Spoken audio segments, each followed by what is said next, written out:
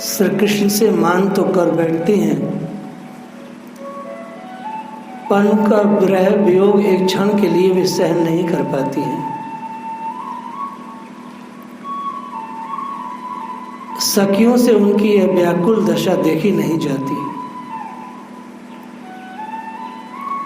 इसलिए वह हर पल श्री कृष्ण से प्रार्थना ही करती रहती है, हे हरि कृपा करके तनि निकुंज में आइए। तुम्हारे प्रति अति क्रोध करने के कारण राधा रानी अत्यधिक कृष्ण हो गई है। हे लाल जी कृपा करके मनोहार करके उन्हें मना लीजिए। अत्यधिक रुदन के कारण आंखों से बहने वाले काजल से कपोल काले हो गए हैं और बार बार आंसू पोंछने के कारण हाथ भी काले हो गए हैं। कालिमा की दृष्टि से दोनों में कोई अंतर नहीं रह गया है। हे हरि दीर्घ निश्वासों के अतिशय ताप से सारा शरीर तप रहा है। बड़े यत्न से बनाई बेनी खुल गई है, बाल इधर उधर बिखर गए हैं, मुख कुमलाहा गया है। हे कृष्ण अपने सुंदर हाथों से उनकी बेनी तो बना दो। ऐसा करने से आशा है उनका क्रोध और मान शांत हो जाएगा। हे हरि तुम्हारी इस प्रकार की मीठी बातों से अगर किसी को सुख मिलता है तो ऐसी बात बनाने में तुम्हारा क्या जाता है? क्योंकि जो व्यक्ति सायने समझदार होते हैं वह रूठे हुए व्यक्ति को आदर देकर धीरे धीरे उसका मान को समाप्त करने का प्रयत्न करते हैं। वास्तव में शास्त्रों में इस बात की संतुति की गई है कि जो मनुष्य रूठा है और प्यारा है, अपना है, तो उसे बहुत बहुत आदर देके मनाया जाए ताकि उसका मान समाप्त हो। ऐसा करने वाला व्यक्ति को संसार में यश प्राप्त होता है।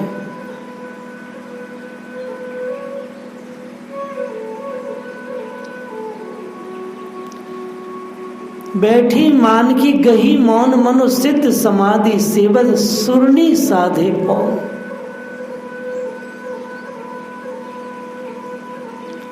श्री गोपियों का यही प्रयत्न है कि राधा रानी का मान किसी प्रकार टूटे। वह श्री कृष्ण से प्रार्थना करती है, कहती है हे हरि वह माननी तो मान किए बैठी है, लेकिन उनका मान क्या है? हे हरि ऐसा लगता है जैसे कोई सिद्ध पुरुष समाधि का सेवन कर रहा हो। महारानी जब निकुंज में मान करती हैं तो मान कोई साधारण ऐसे बैठी नहीं रहती है, वो सिद्ध अवस्था में समाधि में पहुंच जाती है। वे भगवान को समाधि में सेवन करती हैं जाके। राधा रानी का मान कोई साधारण मान नहीं, वह अपने स्वरों से प्राण वायु को साधे हुए रहती है। अर्थात यदि वो रो भी रही होती हैं तो प्राण वायु को साधे होती हैं, बिल्कुल सिद्ध पुरुषों की तरह। श्री किशोरी जी का ये गहरा चिंतन, श्री किशोरी जी का ये प्राणायाम, श्री किशोरी जी की ये समाधि स्थिति बहुत ही विस्तार से सूर जी ने बोली है। श्री किशोरी जी अपने प्राणों को बहुत साध करके रखती हैं। राधा रानी जब मान करती हैं तो अचल आसन पर विराजमान होती हैं, हिलती डुलती नहीं। आचार्य सुखदेव ने महाराज परीक्षित को यही शिक्षा दीक्षा दी है। आचार्य सुखदेव कौन है? राधा रानी के शुक्र हैं। उन्होंने अपने गुरु को ये सब करते देखा है। अचल आसन पर बैठते, अचल आसन पलक तारी, गुफा घूंघट भौन। राधा रानी मान करने में अचल आसन पर विराजमान हो जाती है। एक पल के लिए भी शरीर न कुछ भी चेष्टा नहीं करती है, हिलाती डुलाती स्थिर हो जाती है, पलक के द्वार बंद कर लेती है, पलक से आंखों का पूरा द्वार बंद कर लेती हैं और कस के बंद करती हैं ताकि आंख चंचल न हो जाए। श्री किशोरी जी मान में योग आसन की मनो स्थिति को संसार को दे रही हूं। राधा रानी मान कर रही हैं। उनका मान क्या है? सिद्ध पुरुषों की समाधि जैसे होती है वैसे उनका मान है। उनका मान कोई तुच्छ सी नारी जैसा नहीं है। हमें विचारना होगा, हमें समझना होगा, शास्त्रों के इन अलंकारिक चीजों को हमें खोजना होगा। ये सारे पद कोई नाचने गाने के नहीं, ये बड़े गहरे हैं, ये बड़े अंतस में पहुंचाने के लिए हैं। श्री किशोरी जब मान करती है तो मुख पर घूंघट डाल लेती है, मानो भवन समाधि अचल आसन पर विराजमान हो। और भवन समाधि क्या है? जैसे कोई उपयुक्त गुफा हो, क्योंकि गुफा में जाकर ध्यान होता है। क्यों होता है?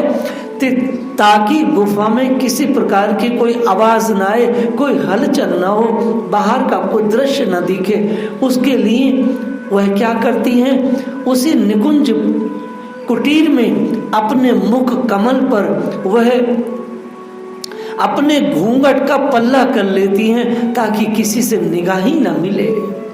वह घूंघट क्या है? वह उचित उपयुक्त गुफा है। गुफा में बैठ करके वो ध्यान करती है। वह निरंतर रोष का ही ध्यान कर रही है, रोष के द्वारा ध्यान कर रही हैं। रोष माने कृष्ण के प्रति जो क्रोध है। आचार्य सुखदेव कहते हैं क्रोध में भगवान ज्यादा याद आते हैं। हिरण्यकश्यप और कंस इत्यादि लगातार भगवान के प्रति द्वेष क्रोध में रहते हैं।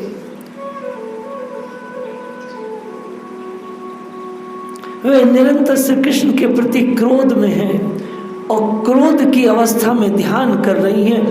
क्रोध में चित्त इधर उधर एक सेकंड के लिए भी नहीं जा सकता।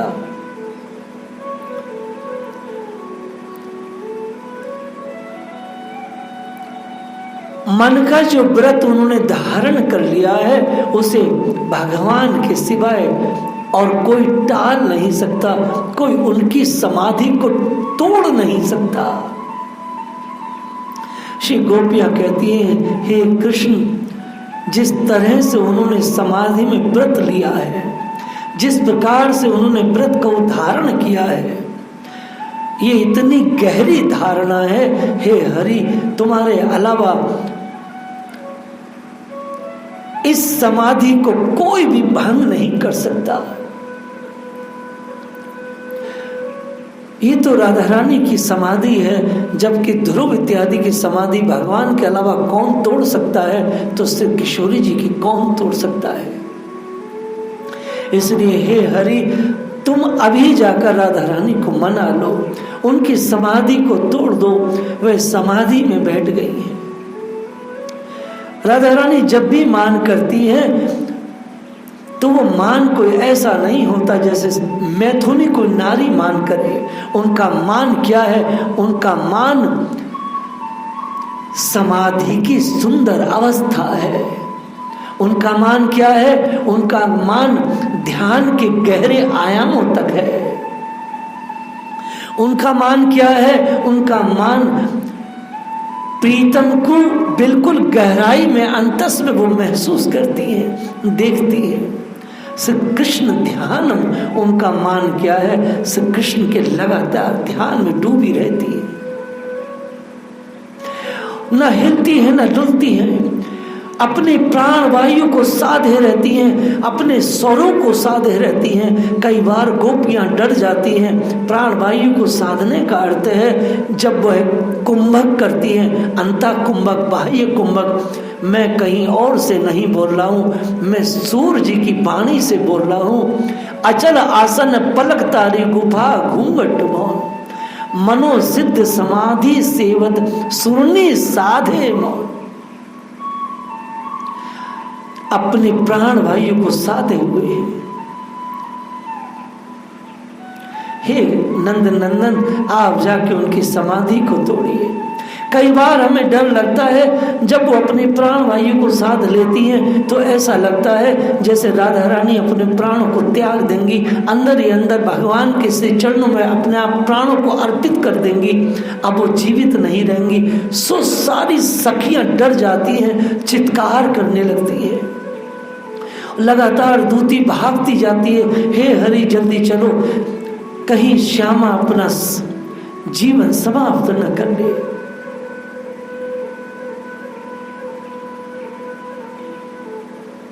आप जाएंगे तो आपके संयोग से वो सुख से जीव पाएंगी, अपनी समाधि को छोड़ देंगी।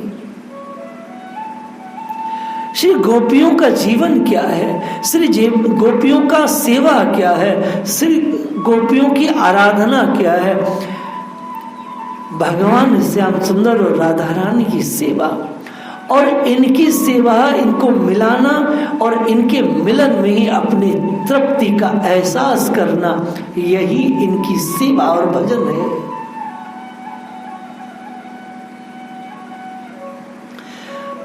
श्री गोपियां एक ओर तो श्री कृष्ण को मनाने का प्रयत्न करती हैं और दूसरी ओर श्री कृष्ण के ब्रह्माकुल दशा बता करके राधा रानी के मान को अर्थात उनकी समाधि को तोड़ने का प्रयत्न करती है।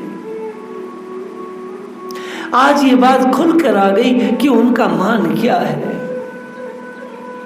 जब श्री कृष्ण पहुंचते हैं तो उनका मान श्री कृष्ण भी कई बार तोड़ नहीं पाते हैं। वह इतने ध्यान के गहरे आयामों में पहुंच जाती हैं कि वहां कृष्ण भी उनको हिला नहीं पाते। जैसे सुखदेव जी कथा सुना रहे महाराज परीक्षित को, शमिक ऋषि के गले में जब परीक्षित ने मरा हुआ सर्प डाला और कुछ शोर मचाया तो शमिक की समाधि नहीं टूटी। हजारों प्रयास करने के बाद भी गोपियां राधा रानी की समाधि को तोड़ नहीं पाती हैं, उनकी प्राण वायु को लौटा नहीं पाती हैं, वो अंतस कुंभक लगा के बैठ जाती है।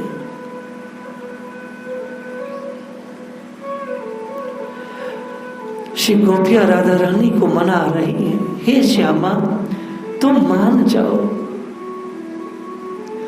श्याम को तुम बहुत बहुत अधिक प्रिय लगती हो। लेकिन श्री किशोर जी के शरीर में कोई हलचल नहीं है। गोपियां कहती हैं नंद राय जी बैठते उठते, नंद का लाला बैठते उठते चलते गांव को चराते, हर समय हे राधे तुम्हारी ही प्रेम लीला की चर्चा करते रहते हैं अपने सखाओं से। यहां तक कि पति पीत वर्ण को देखकर तेरे पीत गौर वर्ण का स्मरण करते हुए पीत वसन पीतांबर को हृदय से लगा लेते हैं।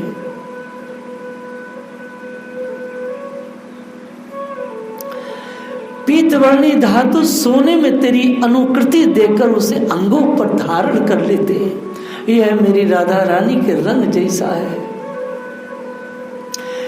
अरे सयानी तेरे चंद्रमुख का ध्यान करते हैं तो मोर चंद्रिका को माथे पर मुकुट बनाकर पहन रखते हैं। तेरे अत्यधिक अनुराग से भरे आंखों के इशारों को और तुमसे मिलने के भ्रमवश सच मानकर अत्यधिक सुख पाते हैं। भगवान को हमेशा ये लगता है अपने कुंज में बैठ करके श्री किशोरी जी आ रही हैं। भगवान को ब्रह्मवश हमेशा ये लगता है वह सामने से आ रही है, वो पीछे से आ रही हैं।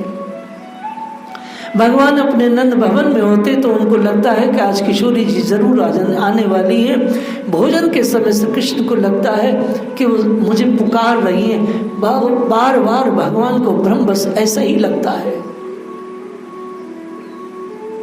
श्री कृष्ण को बार बार लगता है कि राधा रानी ने प्रेम पूर्ण संकेत देकर मिलने के लिए बुलाया है। उनको बार बार लगता है यमुना जी पर वह खड़ी हैं और मुझे संकेत कर रही है। इसलिए ब्रह्मपूर्ण मिलन को सच मानकर परम सुख का अनुभव करते हैं। जो सच्चे प्रेमी होते हैं उनको हमेशा ये लगता है कि कोई दरवाजे पे खड़ा है, दरवाजे पे कोई और नहीं, उनका प्रेमी खड़ा है, अचानक वो आ गए हैं। ब्रह्म बस हमेशा ये लगता है आज तो वो जरूर आएंगे, आज उनका फोन आएगा, आज उनका कोई संकेत आएगा। हमेशा ब्रह्म पूर्ण परिस्थिति और स्थिति में ब्रह्मवश जब कोई भी प्रेमी जब जीता है, ऐसी संभावनाओं के सुख में जब जीता है, इसमें डूबा रहता है। और वास्तव में ये जो ब्रह्मवश जो अवस्थाएं हैं प्रेमी और प्रेमिकाओं की, ये ही उनके जीवन का प्राण है। ये इसी से वो अपने जीवन के प्राणों को रखते हैं, धारण कर पाते हैं। क्योंकि ब्रह्मवश जो अवस्था है प्रेमियों की, वो है उनका जीवन है, यह उनकी संजीवनी है। श्री कृष्ण हमेशा ब्रह्मपूर्ण मिलन को सच मानते हैं। भगवान ऐसे जा रहे हैं, अचानक लगता है किशोरी जी सामने से आ जाए। भगवान गाय चराते जाते हैं, ऐसा लगता है वो अटारी पे खड़ी होकर के उनको संकेत दे रही है। श्री कृष्ण हमेशा राधा रानी से बिछुड़कर बस यही करते हैं, हे राधे तुम कहाँ हो कह कर कुंज कुंज में राधा रानी को खोजते दौड़ते रहते हैं। सखिया कहती हैं हे राधे तेरा चित्र बनाते हैं और एक टक निरखते रहते हैं। इस प्रकार सारा दिन तुम्हारे ब्रह में काट देते हैं।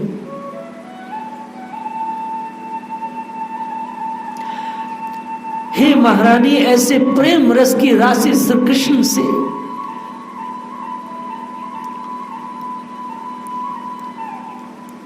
तुम्हारे हृदय में अंतर आता ही क्यों है?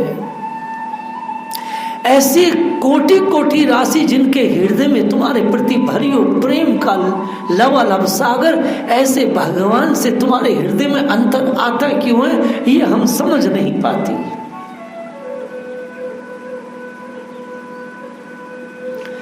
श्री कृष्ण किशोरी जी के ब्रह में इतने व्याकुल रहते हैं। संब्रह्म मिलन को ही वास्तविक मिलन मानकर सुखी और बिछुड़न से दुखी होते हैं। संब्रह्म मिलन जो है वास्तव में प्रेमियों का ये जीवन है। हमेशा प्रेमी इसी आशा में रहते हैं वो तो मेरी शैया पर ही है, वो तो मैं उनको चरण दबा रहा हूँ, उनको कुछ खिला रहा हूँ, उन्हें कुछ पिला रहा हूँ, उन्हें कुछ उनको मान दे रहा हूँ।